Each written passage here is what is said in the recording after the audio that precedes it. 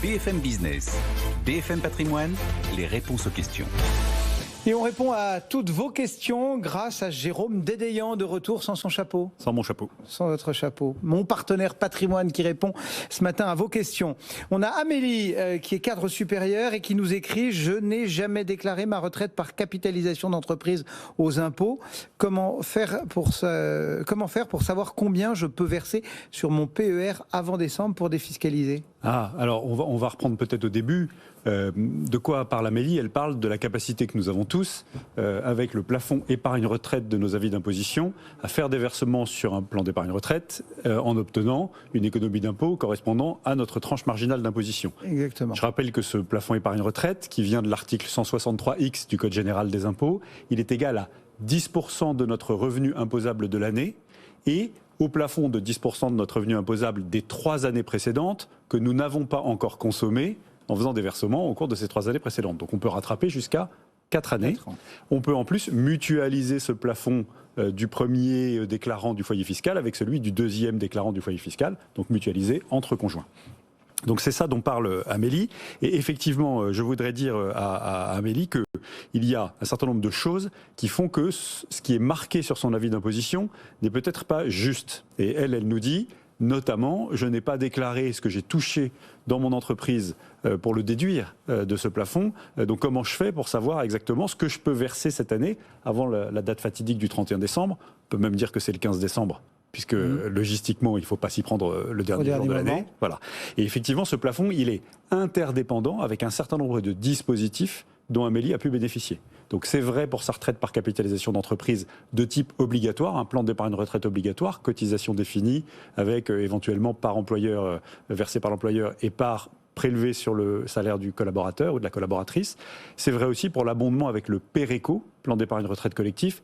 Et puis j'imagine qu'Amélie est salariée, mais si son conjoint est travailleur non salarié par exemple, il y a un sujet d'interdépendance avec ce qu'il a pu faire sur sa retraite de type Madelin. Voilà. Et donc, comme c'est notre responsabilité, c'est la responsabilité d'Amélie de le déclarer aux impôts pour que ce soit déduit de son plafond. Si elle ne l'a pas fait, il n'y a pas 36 solutions. Il faut aller en archéologie, retrouver tout ce dont on a bénéficié, donc pour Amélie, son système de type article 83 ou plan d'épargne retraite obligatoire dans son entreprise, retrouver l'historique des cotisations et recalculer le plafond. Il n'y a pas d'autre moyen d'être sûr qu'il est fiable. Quel est le risque ? Le risque, ce serait de se caler sur le plafond de l'avis d'imposition qui n'est pas juste, donc de verser trop. Et donc d'être redressée. Mais elle doit faire le calcul elle-même. Elle n'a pas à aller faire une démarche aux impôts. Non, elle doit faire le calcul elle-même. Et du moment qu'elle ne dépasse pas, le fait qu'elle n'ait pas déclaré n'est pas un problème. Elle risque pas que la brigade fiscale débarque chez elle avec des menottes parce qu'elle n'a pas déclaré. Il faut juste pas qu'elle verse trop par rapport à son plafond réel, déduction faite de ce dont elle a bénéficié. Et donc, si elle fait cette archéologie, comme vous dites, et qu'elle régularise, ça veut dire que les plafonds des années suivantes seront bons ? Alors non, pas forcément, parce que la seule façon d'avoir des plafonds des années suivantes qui seront bons, ce serait vraiment de te rattraper toute la déclaration. Or, vous ne pouvez pas le faire sur les 3 années précédentes. Ah oui. Donc c'est dans 3 ans que ça deviendra bon. C'est dans 3 ans, à partir du moment où on commence à déclarer régulièrement dans les bonnes cases les montants dont on a bénéficié, c'est dans 3 ans qu'on aura le système. Donc elle fait de l'archéologie pendant 3 ans. Voilà. Alors attention, Amélie peut évidemment, et je lui conseille de se faire aider par un professionnel, parce que le professionnel va bien la guider pour savoir ce qu'elle doit chercher où, pour que la phase d'archéologie soit la moins pénible possible, bien sûr. Et deuxièmement, chez mon partenaire patrimoine, par exemple, on a un simulateur qu'on a développé exprès pour ça. On rentre toutes les données et on est sûr de sortir un plafond d'épargne retraite fiabilisé avec sa projection. C'est évidemment beaucoup plus simple de le faire avec un professionnel. Voilà donc, Amélie, quelques éléments de réponse sur ces questions de retraite, mais donc pas de risque, effectivement, de redressement ou autre. C'est pas de la déclaration comme le reste. Philippe a un contrat Madelin. Il nous précise qu'il est commerçant, Philippe, et il a un contrat Madelin et il se demande s'il doit le transférer sur un PER. Alors ça, c'est évidemment une question que tous les détenteurs de contrat Madelin doivent se poser. On rappelle que le contrat Madelin, c'est la retraite du travailleur non salarié, donc commerçant, artisan, profession libérale, gérant de SARL, sur lequel je peux mettre chaque année 10% de mon revenu et plus 15% de mon revenu qui excède un plafond annuel de la sécurité sociale et jusqu'à 8 plafonds annuels de la sécurité sociale, 330 000 €. Donc il y a vraiment du potentiel défiscalisable spécifique pour la retraite des travailleurs non salariés. Mais ça, c'était avant. Alors, non, ça, le plafond n'a absolument pas changé. La loi PAC n'a pas changé le disponible Madelin que chaque travailleur non salarié peut utiliser pour le verser sur un produit éligible. Avant, ce qui se passait, c'est que le produit éligible, c'était forcément un produit Madelin dédié à cette retraite du travailleur non salarié qui ne pouvait sortir qu'en rente. Et que, postérieurement à la loi Pacte, il se passe deux choses. On ne peut plus ouvrir un nouveau contrat Madelin, on passe directement par le nouveau plan d'épargne retraite individuel ou par un système collectif si on emploie au moins une personne. On en a peut-être déjà parlé sur ce plateau. En revanche, on peut très bien continuer à alimenter son ancien contrat Madelin, mais on a la possibilité, grâce à la loi Pacte, et c'est la question que pose Philippe, de savoir si on a intérêt à le transférer sur un plan d'épargne retraite modernisé, loi Pacte. Si on le transfère, on va gagner deux gros avantages, Cédric, qui sont évidents, et c'est sûrement à cela que pense Philippe. Premièrement, on se retrouve dans un PER universel. Parce que c'est la volonté quand même du législateur, c'était d'avoir fabriqué une enveloppe dans laquelle tout le monde allait un peu rabouter ses... Vous savez comment j'en parle, hein, le PER universel, un seul PER pour les gouverner tous, quelle que soit l'origine de mes flux, qui viennent de mes cotisations Madelin ou qui viennent de mes cotisations liées à mon plan d'épargne retraite individuel 163X dont nous parlions dans le cas d'Amélie tout à l'heure. Et donc, si je transfère mon Madelin sur un PER, je vais gagner évidemment le fait d'avoir tout au même endroit, l'ensemble de mes versements retraite, quelle que soit leur origine, c'est la première chose, et je vais gagner évidemment cette fameuse possibilité d'avoir le choix à la sortie entre rente ou capital, et si capital en une ou plusieurs fois, ce qui est beaucoup plus souple que le contrat Madelin qui par construction me contraignait ou me contraint à sortir en rente à vie. Voilà. Donc ça, si on le prend comme ça, Philippe, je vais répondre à Philippe que ça, plus le fait que les nouveaux PER pour la plupart des offres, sont des PER qui sont plus riches, plus souples, plus ergonomiques, avec de meilleures options de rente, de gestion financière, etc. L'intérêt est évident d'envisager le transfert de son Madelin sur son PER.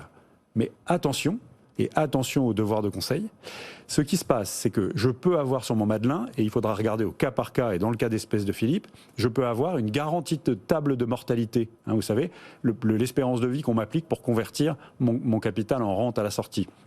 Et je peux avoir un taux technique, c'est-à-dire le rendement garanti par l'assureur pendant la phase de capitalisation.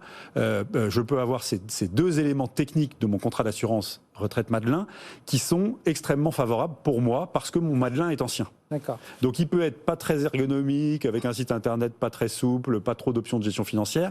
Si ces deux garanties-là, j'ai une table de mortalité d'il y a très longtemps où l'espérance de vie était moins élevée et que donc je peux mieux convertir en rente, et si j'ai un taux technique de rendement garanti très élevé, je peux... Il faut quand même ouvrir le capot et... Voilà. Et donc, dans le devoir de conseil, il faut que Philippe s'adresse à un professionnel, il peut venir nous voir, on lui demandera ce qu'il nous faut pour auditer son contrat, on lui fera le calcul actuariel de est-ce qu'il a intérêt à transférer ou pas, et on objectivera clairement la situation.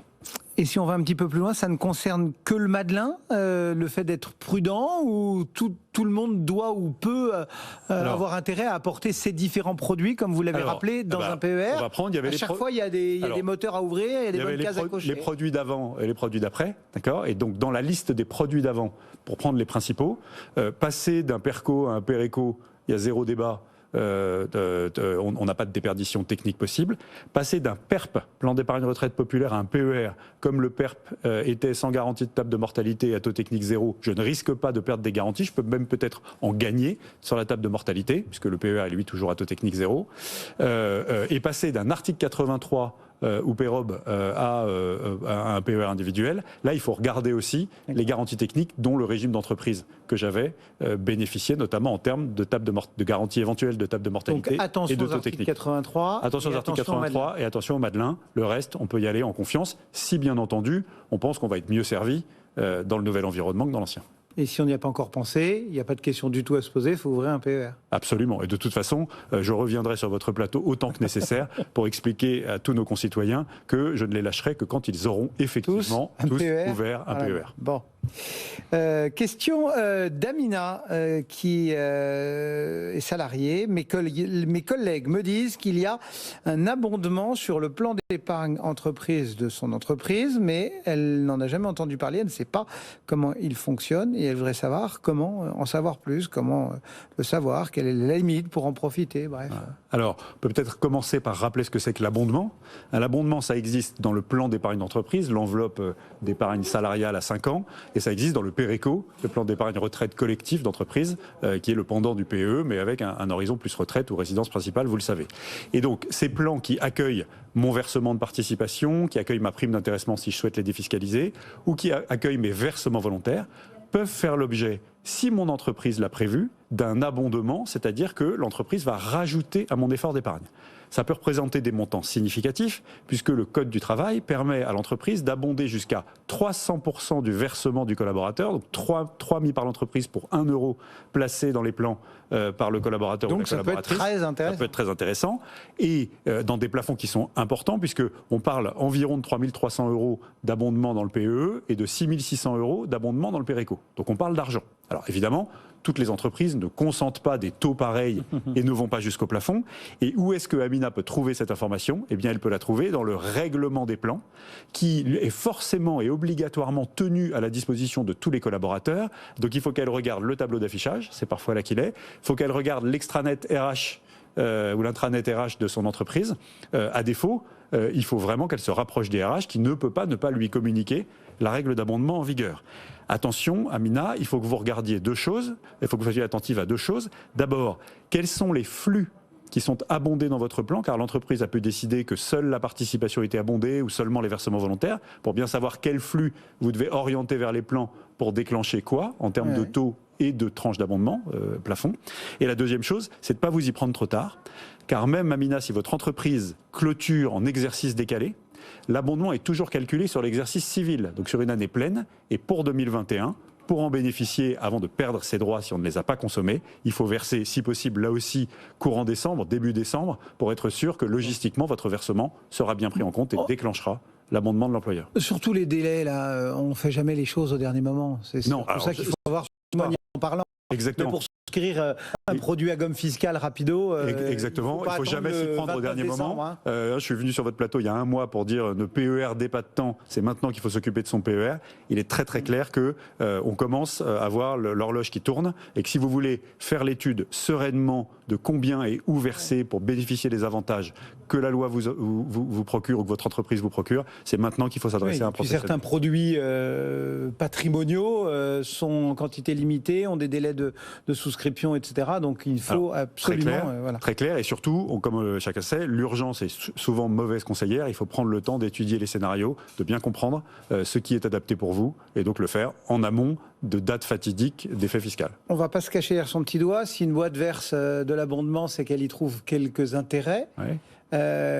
Si justement, Amina, elle est dans une boîte où il n'y avait pas d'abondement, elle peut aller seriner les DRH en disant, dis donc, pour telle et telle raison, c'est quoi ? Qu'est-ce qu'elle y trouve comme intérêt, la boîte ? Alors, la boîte, elle y trouve un intérêt extrêmement simple, c'est que, ça incite les gens à placer leur participation et leur intéressement ou à utiliser l'enveloppe d'épargne d'épargne, à accumuler de l'épargne projet, de précaution ou de l'épargne retraite ou logement dans le PE et dans le PERECO. Et donc, par rapport au flux de participation, si je le consomme tout de suite, j'incite les gens à avoir l'économie fiscale avec de l'abondement, parce qu'ils vont aller s'intéresser aux cadeaux que je leur fais en plaçant, et donc en échappant à l'impôt sur la participation et sur l'intéressement. Et il va aussi y avoir un effet accumulation, et donc une espèce de persistance rétinienne, si vous me passez l'expression, de tout le cadeau dont je bénéficie année après année et qui s'accumule sur mes plans et qui est bien développé dans le cadre de mon épargne professionnelle. Ça, c'est le premier point. Le deuxième point qui est essentiel à comprendre, c'est que l'entreprise peut aussi, dans certains cas, décider d'utiliser le plan d'épargne d'entreprise pour permettre à ses collaborateurs d'être actionnaires. C'est l'actionnariat salarié, on pourra peut-être en faire l'objet d'une chronique un jour, c'est toujours très intéressant à voir et vous savez que c'est un de mes chevaux de bataille. Et donc elle peut orienter l'abondement ou le majorer pour l'acquisition d'actions de l'entreprise et dans ce cas-là, elle y a un intérêt direct puisque ça permet de renforcer son actionnariat salarié. Juste, toute petite question, alors je ne sais pas si on aura le temps de rentrer vraiment dans le détail, mais c'est Xavier qui s'interroge sur la campagne qui s'ouvre et qui se demande, on entend de plus en plus parler de réflexion sur les droits de succession, sur la résidence secondaire, etc. Est-ce qu'il faut envoyer balader sa stratégie patrimoniale à la veille d'une élection ? Ah, c'est Xavier, il s'appelle Xavier. Bon, alors Xavier, je vais être très simple. Xavier, aujourd'hui, on ne sait même pas qui est définitivement candidat. Dans certaines organisations politiques, les primaires n'ont pas eu lieu, etc. Et donc, c'est pas la peine de crier avant d'avoir mal et ou de tout jeter aux orties en prenant ou en changeant des options qui, aujourd'hui, sont dans un environnement qui n'a pas changé, qui est stable. Après, évidemment, au moment où ça commence à se décanter et on commence à voir les programmes des candidats, il faut commencer à s'y intéresser, et c'est notre boulot aussi, hein, d'essayer d'être en anticipation au maximal. Et puis évidemment, une fois que le président est élu, compte tenu de son programme, là on va se poser la question de est-ce qu'il y a des choses à changer. Mais pour être très clair, il y a toujours le cycle projet de loi de finances rectificative, projet de loi de finances, projet de loi de financement rectificatif de la sécurité sociale ou projet de loi de financement de la sécurité sociale, qui sont les principaux véhicules dans lesquels ce qui peut impacter notre stratégie patrimoniale sont utilisés pour les passer. Et on a un tout petit peu de temps pour anticiper. Dernier point pour Xavier, une stratégie patrimoniale n'est pas dictée par le fiscal. Ouais. Hein, on l'a déjà dit, et je le redirai autant que nécessaire. C'est bien, elle est dictée par le civil et les objectifs personnels que l'on poursuit. Et il se trouve qu'on a le droit de ne pas être crétin, et qu'une fois qu'on est clair sur ces objectifs personnels et l'organisation civile qui en découle, à ce moment-là, on prend les solutions qui sont fiscalement les plus avantageuses, en essayant évidemment de ne pas tout parier sur une seule solution fiscale qui, par construction, peut changer d'élection en élection. Jérôme Dédéian est mon partenaire patrimoine. Merci beaucoup. Merci Cédric. Jérôme.